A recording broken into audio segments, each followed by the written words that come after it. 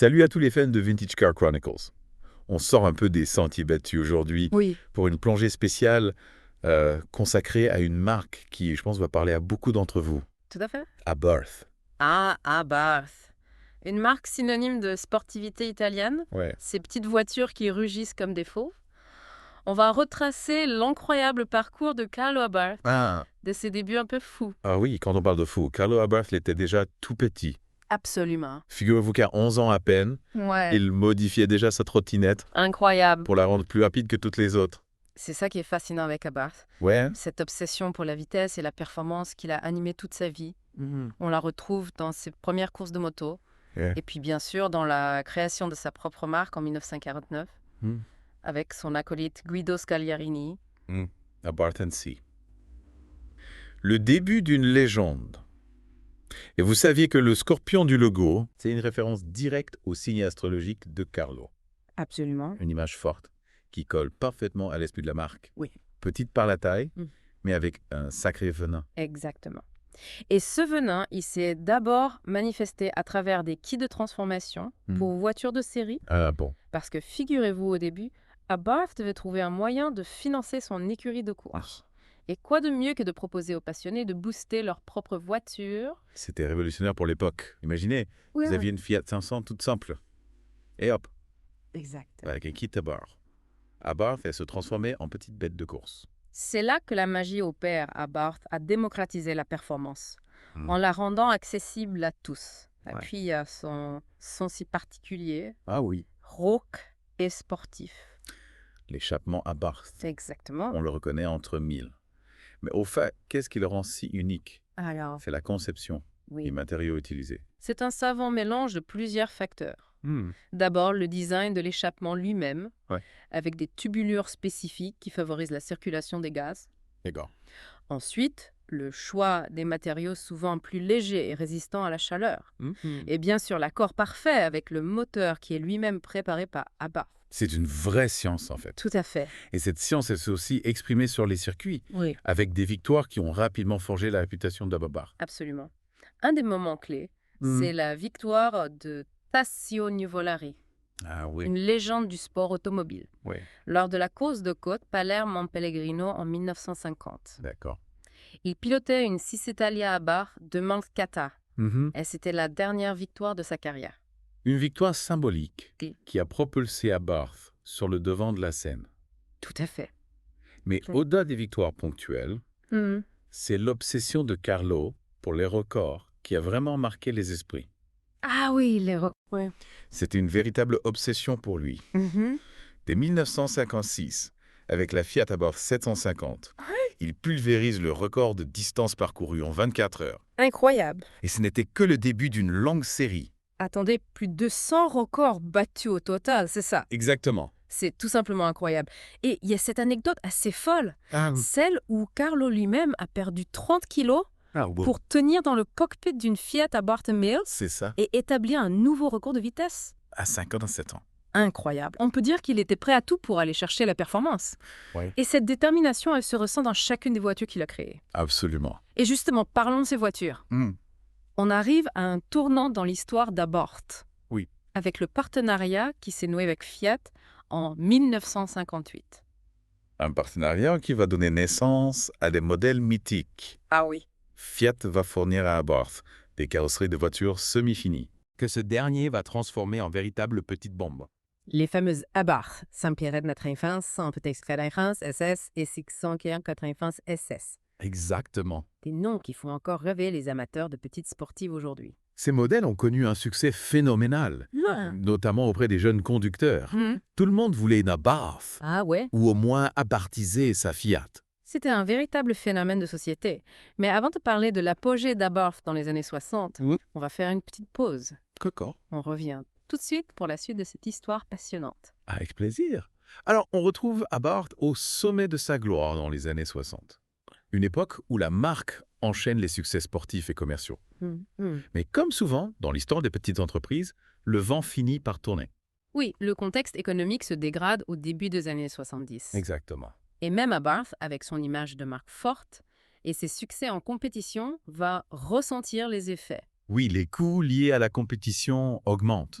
Et la Formule 1 catégorie reine du sport automobile, dans laquelle Abarth s'est engagé, Ouais. impose de nouvelles réglementations qui pèsent lourd sur les finances de l'entreprise. Pour bien comprendre le défi, il faut rappeler ce qu'est la Formule 1 à l'époque. Oui, Un concentré de technologie et d'innovation avec des budgets exorbitants. Absolument. Abarth, malgré son talent et son ingéniosité, se retrouve face à des géants de l'industrie.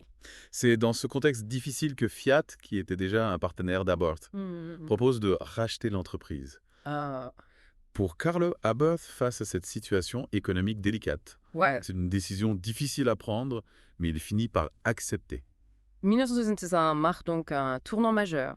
Oui. Abarth est absorbé par Fiat. C'est la fin d'une ère, celle de l'indépendance. Oui. Mais ce n'est pas pour autant la fin de la marque. Absolument. Fiat a une vision ambitieuse pour Abarth. D'accord. L'idée est de faire de la marque le département course de Fiat, avec pour objectif de rafler des titres. Et ça va marcher. Abarth va continuer à engranger les victoires, notamment en rallye. Ah oui, les rallyes. On entre dans l'âge d'or de cette discipline, Exactement. et les Fiat 124 Abarth Rally et Fiat 131 Abarth Rally Oui, vont s'imposer comme des références. des voitures légendaires qui ont marqué l'histoire du rallye. Elles incarnent parfaitement la philosophie d'Abarth, des petites voitures transformées en bêtes de course grâce à une préparation minutieuse et une optimisation de tous les composants. Mais en parallèle de ces succès sportifs, Oui, on constate que la production de voitures de route badgées à Bath diminue progressivement. c'est vrai. Fiat se concentre sur la compétition et la marque Abarth, en tant que constructeur à part entière, est mise en sommeil. C'est une stratégie assumée par Fiat. D'accord. L'objectif est de capitaliser sur l'image sportive d'Abarth pour dynamiser ses propres modèles. On voit apparaître des versions sportives de Fiat badgées Abarth. Ouais. Mais ce ne sont plus des créations originales comme par le passé. On a l'impression qu'Abarth devient une sorte de label sportif pour Fiat, Oui, un peu comme ce qu'AMG est à Mercedes aujourd'hui. c'est une comparaison pertinente. Et c'est d'ailleurs une tendance qui va se généraliser dans l'industrie automobile.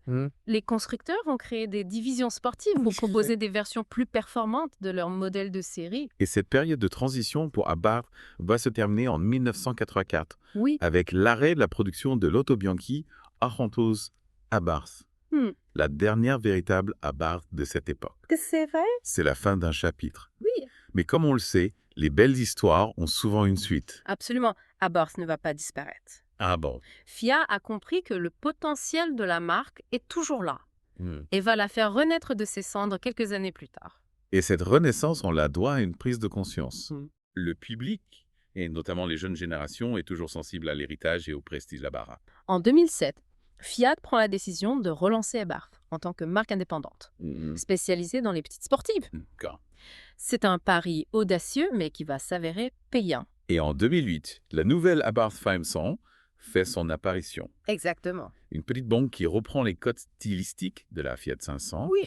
mais avec un moteur bien plus puissant et un châssis affûté. Tout à fait. C'est un succès immédiat. La nouvelle Abarth 500 est une réussite à plusieurs niveaux. Ouais. Elle capture l'essence de l'esprit Abarth, la performance accessible à tout le plaisir de conduite, le style italien. Et en même temps, elle s'inscrit parfaitement dans l'air du temps, avec son format compact et son look néo-rétro. C'est un retour aux sources réussi. Absolument. Et puis en 2016 arrive l'Abarth 124 Spider, Oui. un roadster qui rend hommage à la Fiat 124 Sport Spider des années 60. Un clin d'œil au passé. Qui souligne la volonté d'Abarth de perpétuer son héritage tout en se projetant vers l'avenir. D'accord. Et aujourd'hui, la marque continue sur sa lancée en proposant des versions toujours plus sportives de modèles Fiat. On a vraiment l'impression que l'esprit de Carlo Abarth est toujours bien vivant. Mais avant de conclure notre plongée dans l'univers de cette marque mythique, j'aimerais qu'on s'attarde un peu sur son impact sur la culture automobile. Avec plaisir. L'influence d'Abarth est indéniable. La marque a contribué à populariser la préparation automobile en montrant qu'il était possible de transformer des voitures ordinaires en véritables petits bolides. Et cet impact, on le voit aussi dans la création de toute une communauté de passionnés d'Abarth, Oui, avec ses clubs, ses rassemblements, ses forums en ligne. tout à fait. C'est scénique. Abarth a su créer un lien fort avec ses clients en leur offrant la possibilité de personnaliser leur voiture et de partager leur passion avec d'autres enthousiastes. C'est une des clés du succès de la marque. Et c'est ce qui fait d'Abarth bien plus qu'un simple constructeur automobile. C'est une philosophie, un mode de vie, une passion partagée par des milliers de personnes à travers le monde. Et cette passion, on la retrouve encore aujourd'hui dans le travail de nombreux préparateurs qui s'inspirent d'Abarth pour proposer des modifications sur des petites voitures. La philosophie de Carlo Abarth. Rendre les petites voitures extraordinaires. Continue d'inspirer. Et ça nous amène à une question fascinante. Si Carlo Abarth était encore parmi nous aujourd'hui, sur quelle petite voiture moderne aimeriez-vous le voir appliquer son savoir-faire? Ah, c'est une question qui me fait rêver. Imaginez une petite citadine électrique transformée par Abarth. Ah ouais? Un concentré de puissance et d'agilité, avec ce son inimitable d'échappement Abarth. D'accord. Même si c'est un son artificiel.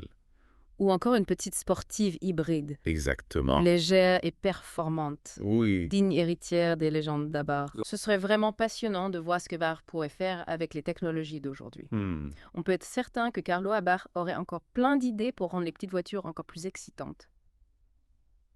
Oui, c'est clair. La magie d'Abarth, c'est ça. Une marque qui n'a jamais cessé de se réinventer.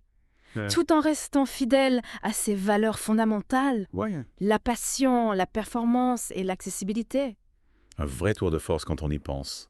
Arriver à traverser les époques, les changements de mentalité, les évolutions technologiques, tout en gardant cette flamme intacte. C'est une leçon pour beaucoup de marques automobiles, vous ne trouvez pas? Oui, c'est certain. Abarth a su créer un lien émotionnel fort avec ce client. Et c'est ce lien qui lui permet de traverser les tempêtes et de renaître encore plus fort. Et ce lien, on le voit aussi dans le fait que de nombreux préparateurs continuent de s'inspirer d'Abarth pour proposer des modifications sur des petites voitures. Tout à fait. La philosophie de Carlo, rendre les petites voitures extraordinaires, n'a pas pris une ride. C'est vrai, on pourrait se demander quelle petite voiture actuelle pourrait bénéficier du traitement Abarth aujourd'hui. Ah, la grande question. Si on laissait Carlo Abarth se lâcher sur le marché actuel, qu'est-ce qu'on pourrait avoir? Alors moi, je verrais bien une petite citadine électrique transformée par Abarth. Ah oui, une Abarth électrique. Imaginez un concentré de puissance et d'agilité avec ce fameux son roc d'échappement Abarth. Même si c'est un son artificiel. Ce serait un sacré pari. Et puis, il faudrait qu'elle soit légère, compacte, pour conserver l'esprit des Abarth originales. Exactement. On pourrait aussi imaginer une petite sportive hybride avec un moteur thermique pour les sensations et un moteur électrique pour le boost de puissance. D'accord. Une sorte de digne héritière des Abarth 595 et 695. Mais adaptée aux exigences modernes. Ou alors une Abarth basée sur une plateforme modulaire comme celle qu'on voit de plus en plus aujourd'hui, qui permettrait de proposer différentes configurations du coupé sportif au petit break familial vitaminé. Les possibilités sont infinies, mais une chose est sûre, si Carlo Abarth était parmi nous aujourd'hui, il trouverait sans aucun doute le moyen de rendre les petites voitures encore plus excitantes à conduire. Et voilà qui conclut notre voyage dans l'univers d'Abarth. J'espère que vous avez apprécié cette plongée dans l'histoire de cette marque mythique. Merci à tous de nous avoir suivis. Et n'oublie pas, on se retrouve demain pour un nouvel épisode de Vintage Car Chronicles. Alors à très vite pour de nouvelles aventures automobiles.